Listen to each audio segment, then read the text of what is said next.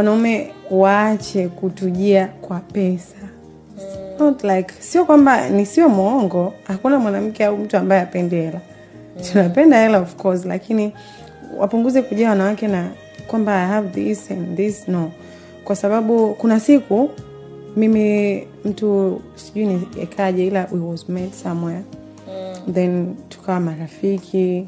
End of the day akaniomba like it was, I can say a date. Tukaenda tukakutana. Yani mtu ambaye ukimwangalia mwenyewe mzania anaweza kaa vitu kama hivyo. He was nina milioni 50 hapa. Like I just want to milioni 50 walikuwa nakupanga. My dear.